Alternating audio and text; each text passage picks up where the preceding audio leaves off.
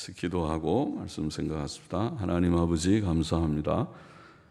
오늘도 저희들 하루의 일과를 다 거의 마치고 또 저녁에 예배당으로 나오게 하시고 복잡한 시간, 피곤한 시간이지만은 그러나 주 예수 그리스도의 이름과 성령님의 도우심과 또 주의 은혜로 말미암아 사모함으로 이 저녁에 예배당에 나와 함께 단을 쌓으며 말씀 앞에 있게 하시니 감사합니다. 하나님이여, 저희들을 사랑하시는 하나님께서 이 시간도 말씀을 주셔서 부족한 종이 하나님의 말씀을 조금 해석하게 하시고 또 사모하여 모인 이들이 하나님의 말씀을 듣게 하시고 은혜를 받게 하여 주시고, 하나님의 말씀은 하나님의 은혜의 말씀이오니 말씀 속에서 늘 주의 음성을 듣고 교훈을 듣고 그것이 우리에게 은혜와 복이 되어서 믿음 생활 바로 하고 잘하는 저희 모두가 되게 하옵소서.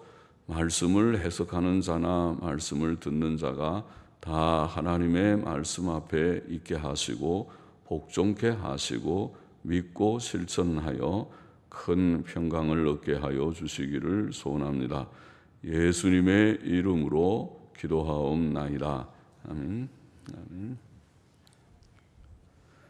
자, 욥기 5장 17절부터 27절까지 같이 좀 보십시다. 17절 말씀 같이 보십시다.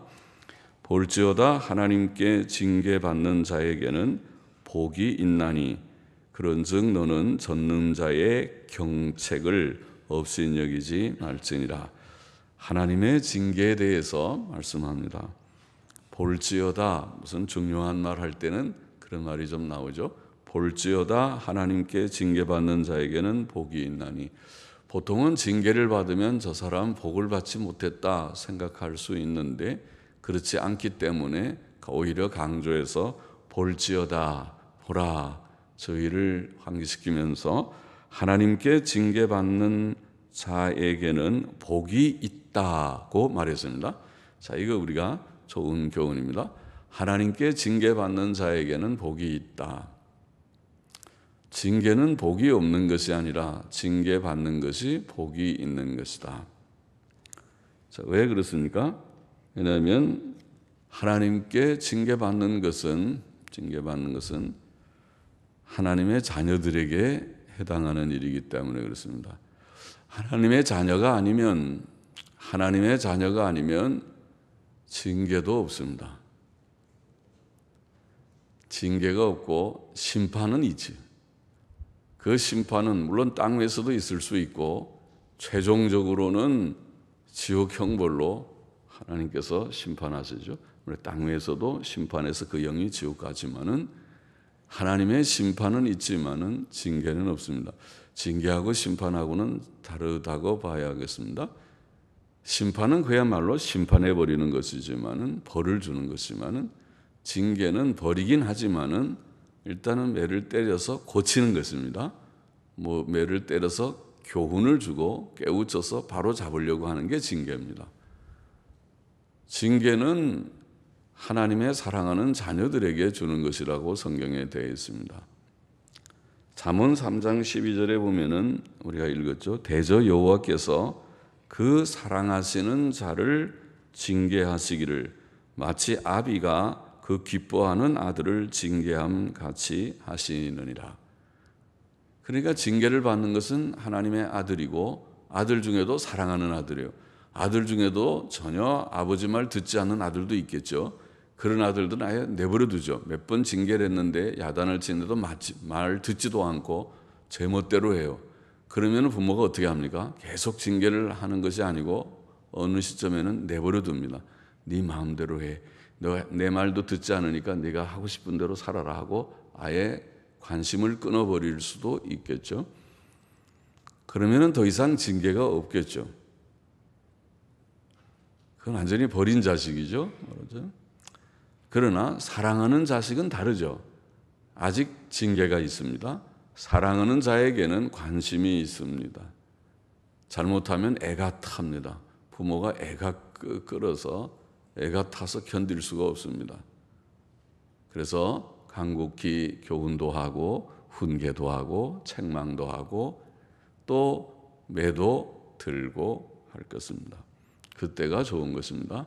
그것은 관심이 있고 사랑한다는 증표입니다. 징계가 없으면 자식도 아니고 사랑하는 자식이 아닙니다. 히브리서 12장 8절에 그런 말씀이 있죠. 징계는 다 받는 것이오늘. 하나님의 자녀라면 징계가 다 있어요. 잘못하면 하나님이 책망하고 매도 때리고 하지, 죄를 짓는데도 나는 잘만 된다, 복을 받는 것 같이 하나도 어려움도 없고 잘 된다. 수상한 거죠. 그거는 수상한 것이 아니라 아마 중생하지 못한, 구원받지 못한 버린 자식들, 참 하나님의 자녀가 아닐 가능성이 있죠. 징계는 다 받는 것이 오늘 너희에게 없으면, 굉장히 무서운 말이죠. 만일 우리가 징계가 없으면, 저 사람 잘못하는데, 저 죄를 짓는데 하나님이 징계하는 것 같지 않으면, 그게 참 무서운 말인데, 징계가 없으면 좋은 것이 아니고 아주 행복한 것이 아니고, 징계가 없으면 사생자요. 사생자가 뭐예요? 사생자는 진짜 아들이 아니죠. 족보에 올라가는 아들이 아니죠. 생명책에 기록되는 자녀가 아니죠. 다시 말하면 중생한 자가 아닙니다. 중생한 자는 족보에 올라가잖아요. 생명책에 기록이 됩니다. 예. 그러나 사생자는 어디서 왔는지 모르게 그냥 들어온 자식은 족보에 올릴 수가 없습니다. 생명책에 기록되지 않습니다. 사생자요 참 아들이 아니니라. 무서운 말이잖아요. 그러니까 징계가 없는 게 좋은 게 아니라 징계가 없으면 큰일 납니다. 나는 버린 자식인가? 중생도 못했나? 사생자인가 보다. 참 아들이 아닌가 보다. 오히려 두려워하고 하나님 앞에 눈물로 자기 반성하고 자기 성찰을 해봐야 됩니다. 내가 구원받았는가? 기본적인 문제, 구원의 문제를 다시 스스로 질문하고 점검해야 될 것입니다. 징계는 나쁜 것이 아니라 징계받는 자에게 복이 있다. 징계는 복된 것이다. 하나님의 징계는 하나님의 자녀, 사랑하는 자녀의 표이기 때문에 그렇습니다. 하나님의 징계는 유익이 많습니다. 아까 그랬죠? 왜 사랑하는 자녀에게 매를 듭니까? 그것은 바로 되라고 하는 거죠. 잘못한 것에 대해서 이것은 잘못이니까 안 돼. 이것은 경건하지 않아. 너 하나님 앞에 경건하게 예배 안 드리는 건 큰 죄다. 너가 죄 지으면 복되지 않으니까 내가 매를 들고 야단을 합니다. 예배 잘 드려야 되지. 예배 잘 안 드리는, 예배도 드리지 않는 자녀들을 하나님이 사랑하지 않죠. 부모도 마찬가지로 그런 자녀를 사랑하면 그 부모는 믿음이 없는 부모일 것입니다. 왜냐하면 자식이 예배 안 드리고 죄 짓고 하나님 앞에 벌 받게 생겼는데도 그게 사랑스럽기만 한 자식이면 그 부모가 뭔가 지식이 잘못됐거나 뭐가 문제가 크죠. 부모의 문제죠. 결국 부모가 바로 된 사람이면 안타까워서 전에 있는 어떤 권사님처럼 아들이 수원에 살아도 주일마다 전화해가지고 성경 구절을 얘기해주고 또 교회 나갔는가 점검을 하고 그렇게 열심을 낼 것입니다. 그러나 잘못된 사람은 뭐 그런 거예요. 아이들이 예배를 들어든지 안 들어든지 일찍 들어든지 아니면 늦게 들어든지 별 관심이 없는 사람은 문제가 보통 큰 것이 아닐 것입니다. 징계는 바로 되라고 하는 것이니까 유익이 있는 것입니다. 하나님의 징계는 우리로 죄를 멀리하고 거룩한 삶을 살게 하는 유익이 있는 것입니다. 시편 119편 67절 잘 알죠?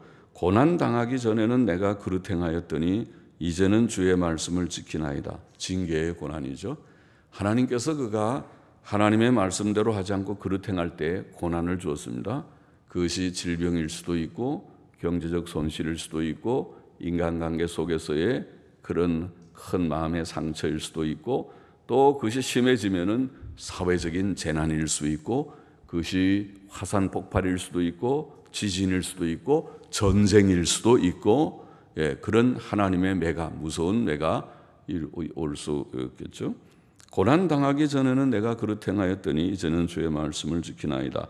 119편 71절도 그렇죠. 고난당한 것이 내게 유익이라. 징계의 고난이 분명하죠.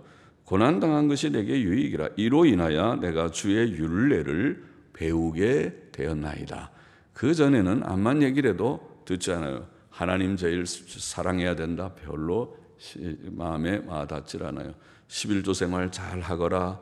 11조가 뭔지 나는 몰라요. 그렇게 했어요. 그런데 여러 가지 고난을 당하고 경제적인 어려움을 당하고 하면서 이것이 내가 하나님 바로 섬기지 못한 그런 탓이겠구나 깨달아졌습니다. 율례를 배우게 돼서 이제는 누가 뭐라고 그래도 11조 생활도 잘합니다.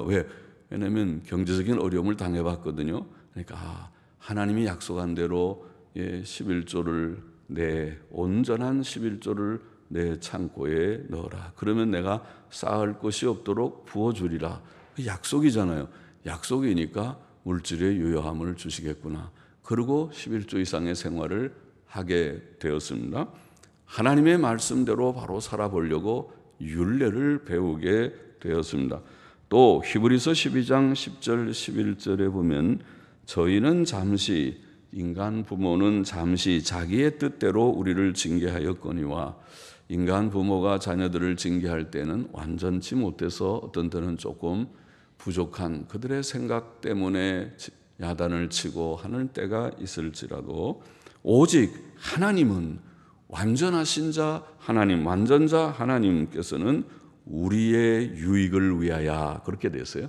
우리의 유익을 위하여 징계는 유익을 위한 것, 우리의 유익을 위하여 그의 거룩하심에 참여케 하시느니라. 징계의 유익은 뭔가요? 거룩한 삶이라. 죄를 멀리하고 하나님의 뜻대로 사는 거룩한 삶, 의로운 삶에 참여케 하였다. 변했습니다. 징계를 몇 번 받더니 사람이 됐습니다. 거룩한 사람이 됐습니다. 성도다워졌습니다. 무릇 징계가 당시에는 즐거워 보이지 않고 슬퍼 보이나. 그렇죠. 징계받을 때는 참 힘들죠. 몸이 아플 때나 경제적인 큰 손실이 있으면 그거를 극복하는 게 쉽지 않죠. 사람이 빚을 몇백만 원 혹은 몇천만 원 지면 회복하는데 1, 2년 갖고 잘 안 되겠죠. 열심히 벌어서 잡을 2개 가지고 일을 2개, 3개를 막 뛰어도 겨우 만회할까 말까 힘겹겠죠. 그래서 징계를 받는 것은 즐거워 보이지 않고 슬퍼 보이나 후에 그로 말미암아 연달한 자에게는 징계를 잘 감당하고 나면은 의의 평강한 열매를 맺느니라 그랬습니다. 의인이 된다는 것이죠. 평안을 누린다는 것입니다. 의의 평강한 열매는 의를 우리가 누리게 되면 항상 평안은 뒤따라오는 것입니다.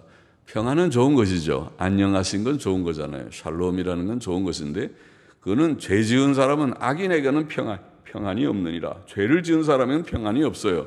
악인에게 건강이 없고 말하자면 평안 속에는 건강도 경제의 안정도 또 심리적인 평안도 그런 모든 것이 포함되어 있는데 그런 악인에게 평안이 없다는 말은 악인에게는 그런 것이 없어요. 악인에게는 마음의 평안, 몸의 건강, 가정의 평안, 자녀들 간의 화목, 또 모든 환경적인 평안 없어요. 악인에게는 그런 것이 없습니다. 평안이 없습니다. 그러나 의인에게는 의의 평강한 열매를 맺게 하신다고 되어 있죠. 그러니까 징계는 그 받는 자체는 쓰지만은 괴로운 일이지만은 잘 그것을 감당하면 유익이 많습니다. 거룩함의 삶에 이릅니다. 모든 고난은 우리로 하나님만 의지하고 소망하게 만드는 유익이 있습니다. 시편 39편에 보면 다윗은 죽을 병에 걸렸을 때 이제 죽음의 앞에 다 섰다 생각을 하니까 이 세상의 모든 것이 정말 별거 아니구나, 헛되구나, 손바닥 넓이만 하구나 그렇게 표현했습니다. 그림자와 같다, 손바닥 넓이와 같다, 더덥다 그렇게 깨닫게 됐고 그래서 그는 고백하기를 주여 하나님께 말하기를 주여 내가 무엇을 바라리요 나의 소망은 주께 있나이다 그렇게 고백했어요. 그러니까 이 징계의 고난을 통해서 고난을 통해서 아마 징계이겠죠. 다윗도 고난을 통해서 그는 하나님만 바라는 그런 유익을 얻었습니다. 그렇게 돼요. 징계를 받고 고난을 당해보면 세상 것이 별거 아니잖아요. 죽음 앞에 서면 진짜 그렇잖아요. 사람이 죽는데 죽고 나면 뭐가 있어요? 거기에 무슨 세상의 학력이 또 세상의 모든 재력이 또 모든 자식 자랑이 아무것도 의미가 없어요. 내가 죽는데 죽고 나면 끝인데 그러니까 이게 다 헛된 것이로구나. 그러면 내가 바랄 것은 하나님밖에 없구나 깨닫게 된 것입니다. 그것은 다윗만 깨닫는 것이 아니라 모든 진실한 성도들이 또 오늘 여기에 있는 저와 여러분이 깨닫는 바인 줄 믿습니다.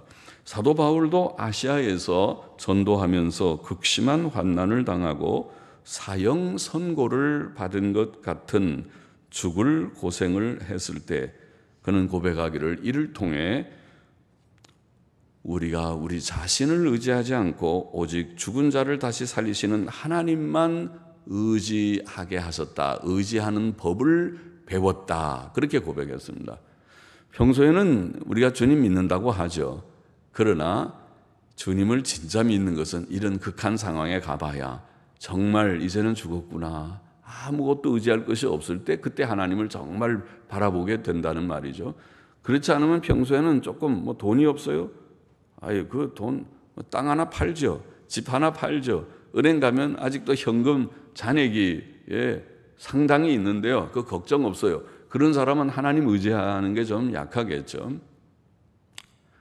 그래서 세상에서 우리가 정말 극한 상황, 이제는 죽었구나 할 때는 이거는 돈도 필요 없고 인간관계 아무개 무슨 가족도 필요 없고 아무것도 필요 없고 내게 필요한 것은 하나님밖에 없다. 의지할 자는 하나님밖에 없다. 하나님이 나를 건져주시지 않으면 하나님이 나를 도와주지 않으면 나는 이제 끝이다. 끝장이다고 생각되는 때가 있었단 말이죠. 그것이 사도 바울의 경험이었습니다. 그와 같이 고난은 하나님만 의지하게 하는 유익이 있습니다. 18절 보십시다. 원문에는 하나님은 아프게 하시다가 싸매시며 상하게 하시다가 그 손으로 고치시나니 고치심이니 이는 하면 고치심이니 그렇게 번역할 수 있죠. 고치심이니 6가지 환난에서 너를 구원하시며 7가지 환난이라도 그 재앙이 내게 미치지 않게 하시며 기근 때의 죽음에서 전쟁 때의 칼 권세에서 너를 구속하실 터인즉. 자, 하나님의 징계의 지금 유익을 여기에 좀 말씀했는데 하나님의 징계에 대해서 지금 엘리바스죠. 엘리바스가 욥에게 지금 얘기하는 얘기 속에 나오는 것이죠. 엘리바스가 지금 얘기하는 얘기에 대해서 지금 계속 얘기하고 있습니다. 엘리바스의 얘기죠. 지금 우리가 읽는 것이. 그런데 징계에 대해서 말하면서 징계는 징계 자체로 끝나지 않고 하나님이 유익을 주시고 또 회복을 주신다. 그렇죠? 징계는 유익도 영적인 유익도 있지만 징계 자체가 몸이 아파 죽으면은 안 되잖아요. 회복이 필요하죠. 병이 나아야 되겠죠. 또 마음의 심리적인 마음의 병이 있어도 마음의 병이 나아서 평안한 잠을 잘 수 있게 회복이 돼야 좋겠죠. 또 경제적인 어려운 문제도 해결이 돼서 이제는 부자는 아닐지 몰라도 그래도 먹고 살 우리 예수 믿는 사람들 하나님의 백성은 목표가 부자가 아니거든요. 성경이 가르치는 것이 잠언의 지혜자의 가르침과 같이 우리가 부자 되는 것이 목표가 아니고 일용할 양식을 주옵소서. 내가 부하게도 마시고 가난하게도 마시고 일용할 양식을 주옵소서. 일용할 양식이 있습니까? 여러분들이 쌀이 떨어졌습니까? 김치가 있습니까? 아니면은 조금 은행에 약간의 잔액이 있어서 필요할 때 장 보러 갈 수 있습니까? 남처럼 많이 잔뜩 그냥 냉장고가 터지도록 냉장고에 먹지 않는 그런 냉동고가 터져나가고 먹지 않는 것을 버릴 정도로 그렇게 살지는 못해도 그래도 먹을 것을 가서 장을 보고 먹을 것 좀 그래도 저축을 해서 냉장시킬 것도 좀 있고 냉동고에 넣을 것도 좀 있고 또 날마다 때마다 먹을 것이 좀 있는 그런 삶은 하나님께서 허락하시는 삶이죠. 그렇게 회복의 은혜를 주실 것입니다. 부모가 자식을 훈계하고 책망할 때도 책망하고 필요할 때는 벌을 주죠. 그러나 벌이 어떤 데는 체벌의 몸에 매를 드는 벌도 줄 때가 있죠. 그러나 그것으로 끝나지 않습니다. 그리고 나서는 그 다음에 매를 좀 때렸다가 그것이 멍들듯이 그러면 약이라도 발라주든가 또 좀 그렇게 할 것입니다. 또 마음에 너무 슬프지 않도록 좀 달래주고 앞으로는 잘해. 엄마 아빠가 너가 미워서 그러는 거 아니야. 잘 되라고 하는 거 알지? 그리고 다시 또 품어주고 마음을 좀 달래주고 그렇게 하겠죠. 그러지 않고 너 나가서 죽어버려. 그리고 그냥 팽개쳐 버리는 부모는 없어요. 그건 죽이려고 때리는 것이 아니라 살리려고 야단을 치고 또 매도 들은 것이기 때문이죠. 마찬가지입니다. 하나님께서 우리에게 매를 때리시고 고통을 내리시지만 징계하시지만은 그 고통을 물리쳐 주시고 그 고통에서 우리를 건져 주시고 회복시켜 주신다는 말입니다. 그래서 개인이나 세상의 최종적인 심판은 무서운 것이지만 현실의 삶의 여정에서 받는 하나님의 징계는 감사한 일입니다. 왜냐하면 회복이 있기 때문입니다. 하나님께서는 여기 본문의 표현 보면 6가지 환난에서 우리를 구원하시고 7가지 환난이라도 그 재앙이 우리에게 미치지 못하게 하신다고 표현했습니다. 하나님께서는 우리가 6번이나 7번 잘못을 해서 징계를 받아도 회개하면 구원해 주시고 그 재앙을 거두어 주신다는 뜻입니다.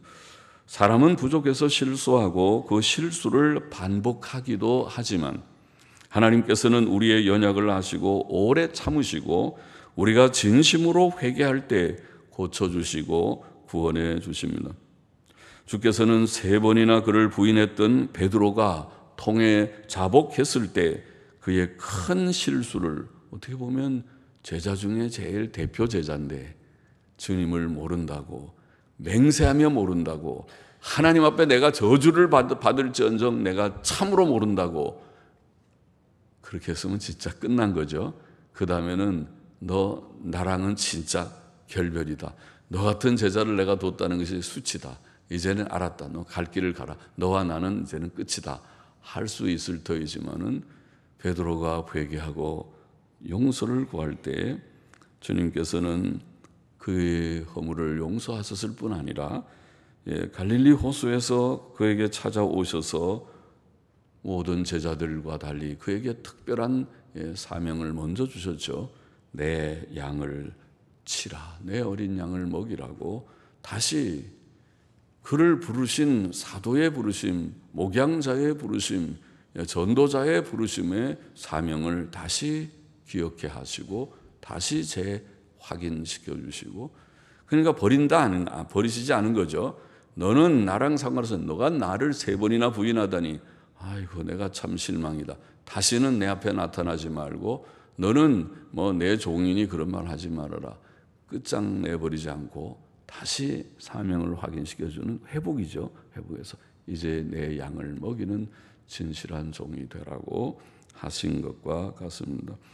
주께서는 그의 부활을 본 자들의 말을 믿지 않았던 믿음 없는 도마에게도 찾아와 그의 믿음을 새롭게 해주셨죠. 주님은 오래 참으시는 주님이십니다. 주님은 너그러우신 주님이십니다. 우리가 진정으로 깨닫고 회개하고 돌아오기를 기다리시는 주님이십니다. 주께서는 교훈하시기를 70번씩 7번이라도 서로 용서하라. 참 우리가 7번 용서하는 것도 쉽지 않겠죠.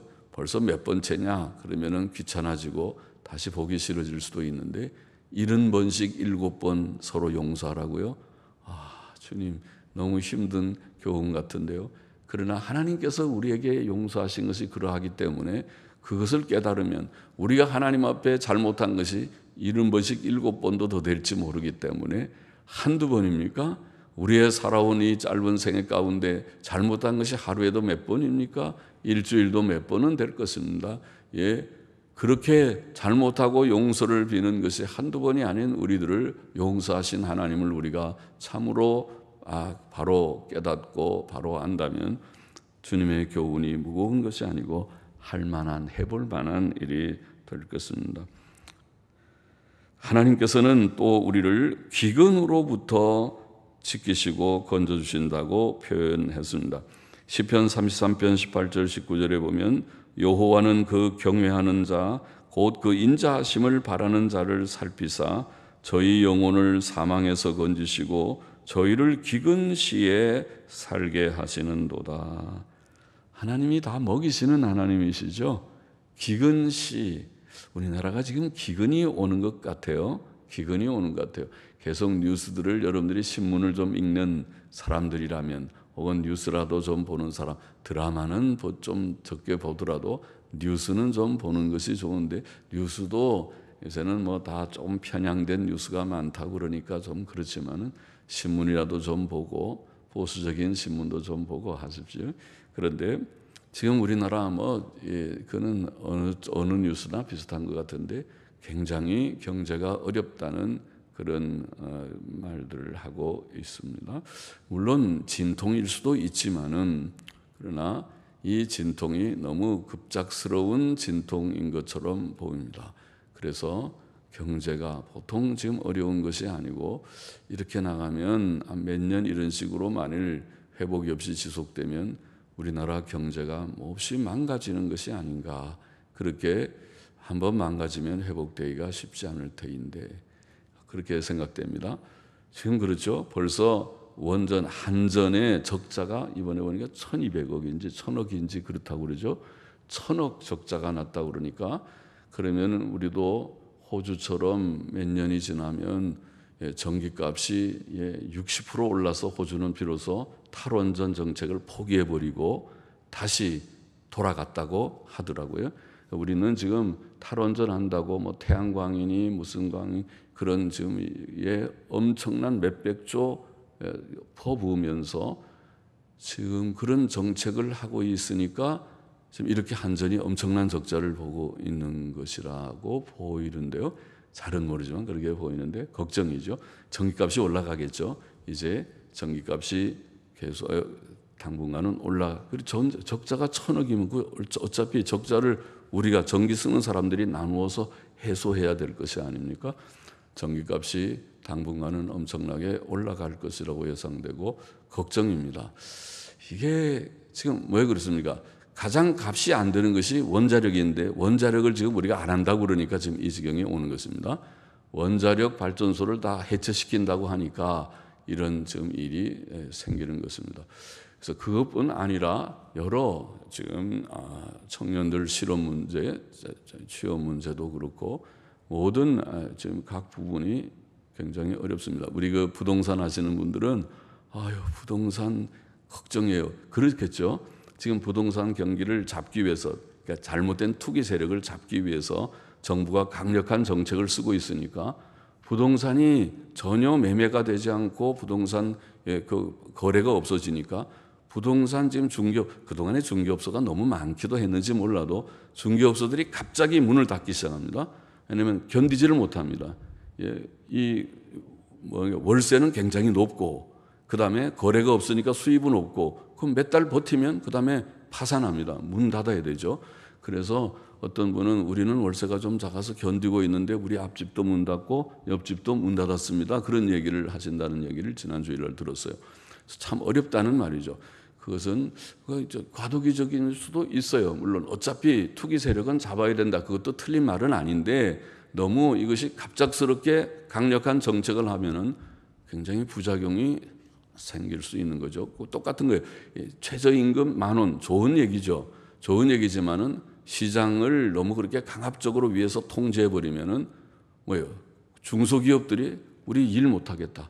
전부 이 식당들이나 중소기업들이 이래 갖고는 이해 타산이 맞지 않기 때문에 우리는 문 닫겠다. 이렇게 돼 버린다는 거죠. 그러니까 시장은 시장이 굴러가는 대로 버려둬야 사실은 잘 굴러가는 거예요. 내버려둬서 그렇게 가야 되는데 정부가 통제하는 이게 일종의 사회주의적인 정책입니다. 너무 사회주의적인 정책은 중앙 통제적인 정책을 사회주의적인 정책이라고 그럽니다. 그냥 자본주의 정책은 내버려 두는 것입니다. 시장이 우리 북한이 오직 답답하면 장마당을 그냥 내버려 두듯이 그들이 사회주의 통제를 해서 전부 안 되니까 그냥 내버려 둬버린 것이 장마당 지금 활성화되는 거죠. 그와 같이 시장은 그냥 내버려 두면 자기네들끼리 서로 경쟁해서 약한 것은 도태되고 잘하는 것은 또 다하고 그렇게 그냥 되는 것입니다. 내버려 두는 것이 사실은 좋고 아주 통제하는 것을 최소화시키는 것이 사실은 바람직하지 않느냐 싶은데 그렇게 여하튼 지금 말은 굉장히 어려운 시대에 기근이 왔습니다. 기근이 올 때 어떻게 과연 우리가 생존하는가 그것이 사업하시는 분들 또 직장을 구하는 분들의 당면한 어려운 그런 과제들이 아닙니까? 그런데 여기 오늘 말씀에 하나님께서는 기근의 때에 어떻게 한다고요? 기근 시에 우리를 살게 하시고 사망에서 건지신다. 하나님은 모든 생물들을 다 때를 따라 먹을 것을 주시는 하나님. 시편 104편 27절에 말씀했죠. 공중의 새를 먹이시고 기르시는 자. 마태복음 6장에 주께서 말씀하셨습니다. 까마귀 새끼가 그를 향해 하나님을 향해 부르짖으며 먹을 것이 없어서 오락가락할 때에 그것을 위해 먹을 것을 예비하시는 하나님. 욥기 38장 41절에 그런 표현도 하셨죠. 하나님께서 기근의 때에도 우리를 먹이십니다. 과거의 어려운 모든 시대를 많이 우리가 지나오면서도 하나님께서 은혜로 우리를 지켜주셨습니다. 또 본문에 보면 하나님께서는 전쟁 때에도 우리를 칼 권세에서 보호하시고 건지신다고 표현합니다. 오늘날 말로 하면 전쟁이 나서 총알이 빗발치고 포탄이 여기저기에 떨어지는 상황에서도 하나님께서는 자기의 백성을 긍휼히 여기시고 돌아보신다고 하는 말씀이겠습니다. 21절 보십시다. 네가 혀의 채찍을 피하여 숨을 수가 있고 멸망이 올 때에도 두려워 아니할 것이라. 하나님께서는 우리를 사람들의 비난의 말들로부터도 피하여 숨게 하신다고 그렇게 표현했습니다. 시편 31편 20절의 표현과 비슷하죠. 거기에 보면 주께서 저희를 주의 은밀한 곳에 숨기사 사람의 꾀에서 벗어나게 하시고 비밀이 장막에 감추사 구설의 다툼에서 면하게 하시리이다. 구설의 다툼에서 사람들의 입방아라고 그러는 거예요. 구설의 다툼에서 우리가 피할 수 있도록 하나님께서 우리를 돌봐 주신다. 그렇게 표현을 했습니다. 또 하나님께서는 멸망이 올 때도 피할 길을 주신다고 말씀했습니다. 시편 91편의 저자는 하나님께서 우리의 피난처가 되셔서 새 사냥꾼, 새를 잡는 사냥꾼의 올무와 극한 연병에서 건지실 것이므로 성도는 흑암 중에 행하는 연병과 대낮에 황폐케 하는 파멸을 두려워 아니한다고 그렇게 고백하였죠. 어려운 기근이 오고 전쟁이 오고 또 사람들의 비방이 오고 또 멸망이 올 때에도 하나님께서 우리에게 피할 길을 주실 것이다. 하나님의 그 회복, 징계와 징계로부터의 회복은 놀라운 그런 말씀들이죠. 22절 내가 멸망과 기근을 비웃으며 덜 짐승을 두려워 아니할 것은 덜 짐승, 멸망과 기근도 있고 덜 짐승도 하나님의 징계의 한 그 도구였습니다. 덜 짐승들이 보통은 산에서 살아야 되는데 산에 먹을 것이 없어서 배고파서 인가로 내려오는 것입니다. 사람이 사는 동네로 내려와서 요즘 들어 내려오듯이 뭐 멧돼지가 출몰했습니다 하듯이 무섭잖아요. 집 부근에 전원주택이라고 산이 좀 있는데 근사하게 집을 짓고 사는데 멧돼지가 내려오면 아이고 사람이 어떻게 거기 살고 아이들이 밖에 놀 수도 없고 걱정이 보통 되는 게 아니겠죠. 그렇게 덜 짐승들이 내려오는 이것은 신명기 32장 24절에 보면은 하나님께서 죄에 대한 징벌로 덜 짐승들을 보내실 것을 경고하신 말씀이 있는데 그런 것과 같죠. 에스겔 선지서를 읽어보면 에스겔 선지자는 반복해서 하나님께서 징벌의 방법으로 칼은 전쟁이죠. 기근과 방금 말한 대로 여러 가지 기근, 경제적인 어려움, 경제공황과 같은 어려움이 닥칠 수 있고 사나운 짐승을 꼽았습니다. 하나님의 징계의 하나의 방법이었어요. 사나운 짐승과 그 다음에 온역은 질병이죠. 전염병, 무서운 전염병들이 간혹 돌곤 하죠. 그런 것을 예언했었습니다. 그러나 하나님께서는 참으로 회개하며 순종하는 자기 백성을 그러한 여러 징계의 고난으로부터 칼과 기근과 사나운 짐승과 온역으로부터 보호하여 주시고 지켜주실 것이라고 하는 말씀입니다. 23절 보십니다. 밭의 돌이 너와 언약을 맺겠고 들 짐승이 너와 화친할 것입니다. 밭의 돌들은 땅을 농사짓기에 적합하지 않게 만드는 것이 밭의 돌들이죠. 그래서 농사하는 사람들은 밭의 돌들을 다 걸러내지 않습니까? 날카로운 뾰족한 돌들은 밭갈 때 사람의 손이나 발을 상하게 만들 것입니다. 그래서 밭의 돌들이라는 표현이 있습니다. 그러나 하나님께서 밭의 돌이 우리와 언약을 맺게 하실 것이다. 밭의 돌이 우리를 해저에 상하지 못하게 한다는 뜻이라고 보입니다. 또 들 짐승도 우리와 화목케 하실 것이다. 들 짐승이 우리에게 위협이나 해가 되지 않게 하실 것이다. 에스겔 34장 25절에 보면 하나님께서 회복의 시대에 악한 짐승을 그 땅에서 그치게 하실 것이다. 그런 말씀하는데 비슷한 표현이죠. 악한 짐승이 더 이상 위협이 되지 않게 하실 것이다. 24절 보십시다. 내가 내 장막의 평안함을 알고 내 우리를 살펴도, 우리는 양우리를 말하죠. 내 양우리를 살펴도 잃은 것이 없을 것이며, 장막의 평안함, 하나님이 주시는 회복의 은혜를 지금 계속 묘사하고 있는데, 장막의 평안함은 가정의 평안이죠. 가족들의 평안입니다. 가족들이 건강하고 아프지 않습니다. 병원에 가서 치료받는 사람이 없습니다. 일용할 양식이 있고, 가정에 먹을 것이 있고, 또 환경적인 평안이 있고, 가족들 간의 화목도 있으면 좋겠죠. 서로 다투면은 마음이 평안하지 않습니다. 서로 화목하며 살 수 있는 그런 지혜가 필요하겠습니다. 그것들은 다 하나님께서 주시는 복입니다. 사람이 욕심을 버리면 다 화목해지는 것이죠. 어느 한 사람이 욕심을 가지고, 우리 자녀들의 다툼도 그렇죠. 자녀들의 다툼은 욕심에서 비롯되잖아요. 보통 형이 모든 걸 많이 가지려고 하면 그 다음에 동생들하고 사이가 다 깨져버리는 것이죠. 그러나 욕심을 버리고 서로 형제애를 발휘하기 시작하면 형이 좀 적게 갖고 동생들을 배려하려고 하고, 또 좀 많이 가진 형제가 있으면 나는 많으니까 괜찮아, 우리 좀 어려운 다른 형제들에게 우리가 좀 줍시다. 그러면은 진짜 화목하는 그런 일이 될 수 있어요. 그러니까 결국 화목은 욕심에서 기인하는 거죠. 불화는 욕심을 버려야 되는 것이죠. 그런데 하나님께서 복을 거두시면은 이런 것들이 다 깨진다는 것입니다. 가정, 내 장막에 평안이 없어진다. 가족들에게 질병이 오고 궁핍이 오고 불화가 찾아올 것입니다. 그러나 하나님께서 내 장막에 평안함을 주신다. 또 내 양우리를 살펴도 잃은 것이 없다.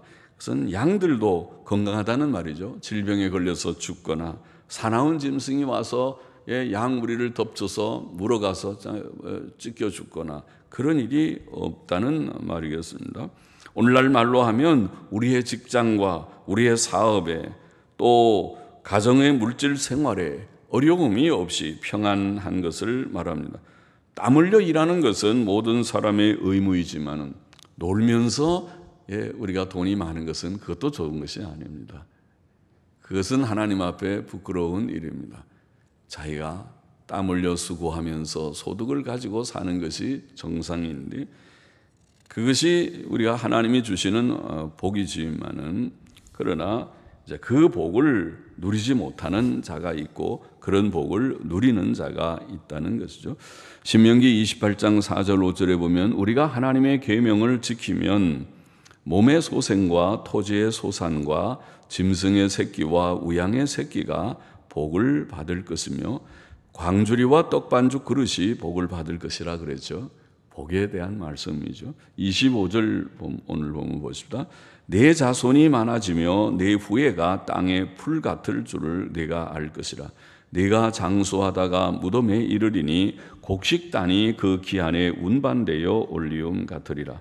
볼지어다 우리의 연구한 바가 이 같으니 너는 듣고 네게 유익된 줄 알지니라. 자손들의 수적 번창은 하나님의 복입니다. 다산은 하나님의 복이라고 자주 말씀드렸죠. 자녀들은 하나님의 기업이며 상급이라고 성경은 표현했습니다. 또 병약함 속에 겨우 연명함이 아니라 상당한 건강 속에 장수함은 하나님의 복입니다. 하나님께서는 부모 공경에 대해 장수의 복을 약속하셨습니다. 잠언 16장 31절에 백발은 영화의 면류가 아니라, 잠언 20장 29절은 늙은 자의 아름다운 것은 백발이라, 그렇게 말을 하지 않았습니까? 백발은 장수하는 사람들이 갖는 것이죠.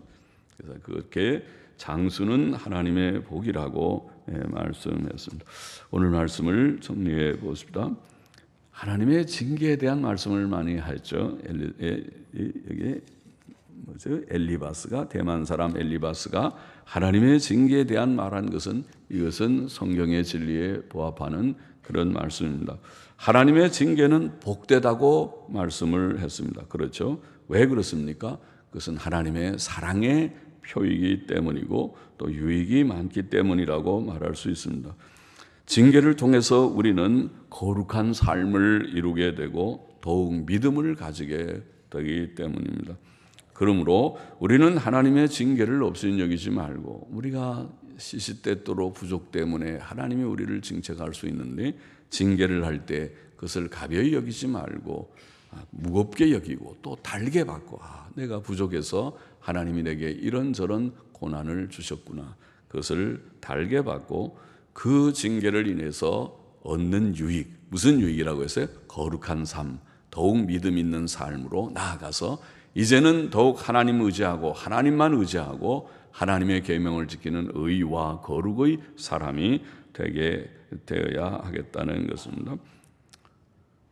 둘째로 하나님께서는 또한 회복시키시는 하나님이라 오늘 본문에 그런 말씀도 했죠. 그것도 귀한 말씀이죠. 하나님께서는 회개하는 자에게 회복의 은혜를 주신다. 그는 7가지 환난에서 우리를 건져주시고 기근과 전쟁과 사람들의 비난과 들짐승에게서 우리를 지켜주신다고 표현했고, 또 하나님께서는 마침내 우리의 가정에 평안을 주시고 생업에 복을 주시고 물질적 여유를 주시고 장수하게 하시고 다산의 복을 주신다. 그 가문이, 자손들이 번창해서 아문의 집은, 아무개 집은 참 복되어 그 자자손손이 복을 받은 것 같아요, 복을 받았어요 할 수 있는, 그것도 하나님이 주시는 큰 은혜와 복이 아닐 수 없습니다. 그러므로 우리는 모든 일을 주권적으로 섭리하시고 공의로 다스리시는 하나님 앞에서 우리의 부족은 철저하게 회개하고 하나님을 믿고 의지하며 하나님의 말씀을 순종하고 바르게 살기만 힘쓰는 우리 모두가 되어야 하겠습니다. 기도하십시다. 하나님 아버지 감사합니다. 우리는 부족한 자들이기 때문에 이 땅에 사는 동안 시시때때로 하나님의 징계의 고난을 경험하며 살지만은 이 모든 것들이 다 유익되게 하소서. 주님, 우리가 더욱 성결한 자가 되고 하나님 앞에 더욱 믿음으로 나아가는 자들이 되게 하시니 감사합니다. 주님, 우리 모두들에게 주님 이 깨달음, 이 지식, 또 이 믿음을 가지고 더 주께로 한 걸음씩, 고난 가운데서 더욱 분발하여 한 걸음씩 가까이 나아가게 하여 주옵소서. 예수님의 이름으로 기도하옵나이다. 아멘. 아멘.